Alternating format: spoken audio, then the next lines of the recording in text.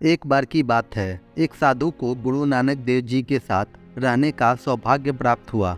वह साधु भेष को बहुत महत्व देते थे। उनको वास्तव में गुरु नाम पर कोई विश्वास नहीं था। एक दिन उसने कहा कि मुझे कोई ऐसा महात्मा बताओ जिसकी मैं संगति कर सकूं।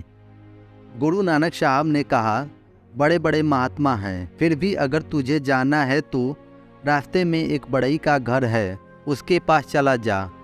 जब वह साधु वहां पहुंचा तो बड़ई उठ खड़ा हुआ और एक चारपाई डाल दी। बहुत देर तक बड़ई ने साधु से कोई बात नहीं की, बल्कि अपना काम करता रहा।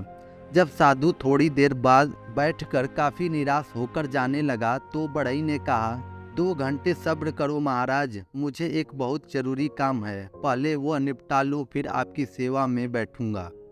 साधु ने मन में सोचा कि यह तो निपट संसारी है, इससे दुनिया के काम ही नहीं छूटते, यह कैसा महात्मा है।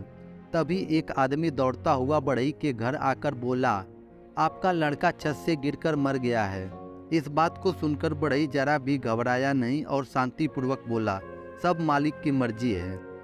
दाह संस्कार के बाद और आए हुए लोगों से विदा मांगते हुए वह बड़ई साधु के पास आया। साधु उस बड़ई से कहने लगे, जब आपको इन सब बातों का पता था तब आपने अपने लड़के को गिरने से क्यों नहीं बचाया। बड़ई ने कहा, बच्चे को इसी तरह से मरना था और बच्चे से मेरा रिश्ता इसी तरह टूटना था। यह सब भले के लिए ही हुआ है और मैं मालिक की रजा में राजी हूँ।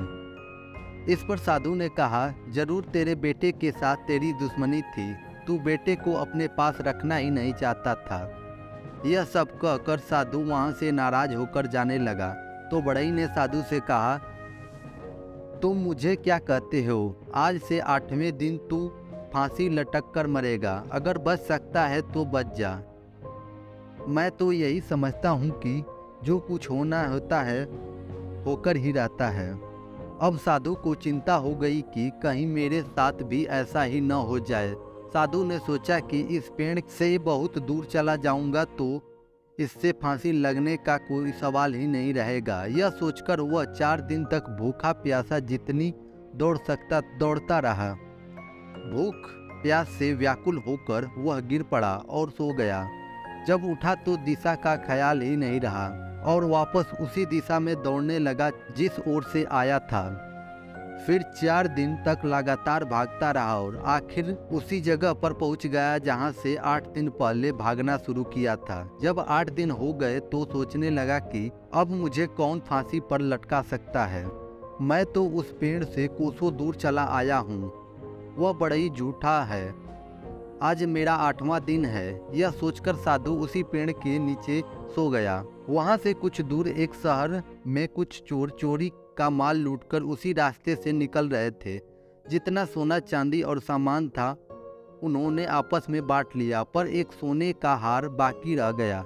उनके ध्यान में आया कि यह बहुत खूबसूरत है, क्यों ना इसे साधु के गले में डाल दिया जाए। यह सोचकर वह हार उन्होंने सोए हुए साधु के गले में डाल दिया और वहां से भाग गए। जब दिन निकला तो सिपाही ने उसे साधु को पकड़ लिया और राजा के पास लाए। राजा ने साधु के बयान लिए बिना ही उसे फांसी की सजा सुना दी।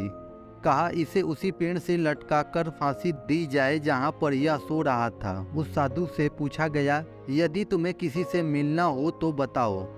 साधु ने कहा, इस गांव में एक बड़ई रहता है, मुझे उससे मिलना है। उस बड़ई को बुलाया गया। जब वो आया तो साधु बोला, आप ठीक कहते थे, होनी को कोई नहीं टाल सकता। अब सामने वही पेड़ है, वही मैं हूँ और फांसी का हुक्म भी हो चुका है। कृपया करके मुझे बचा लीजिए, मैं सारी उम्र आपका एहसान नहीं भूलूंगा। बड़ई ने कहा, मैं अपने सतगुरु नानक साहिब का सिमरन करता हूँ और मुझे आशा है कि वह मेरी विनती जरूर सुनेंगे। थोड़ी देर में ही खबर आई कि असली चोर पकड़े गए हैं। उन चोरों ने सारा माल वापस कर दिया है और राजा ने उन साधु को छोड़ दिया। साधु बड़ई के घर पर पहुँचे और उससे शिक्षा दीक्षा लेकर उनका सच्चा सेवक बना। इस कहानी से हमें यह सीख मिलती है कि जो होना होता है वह होता ही है, हम उसे किसी भी प्रकार से टाल नहीं सकते।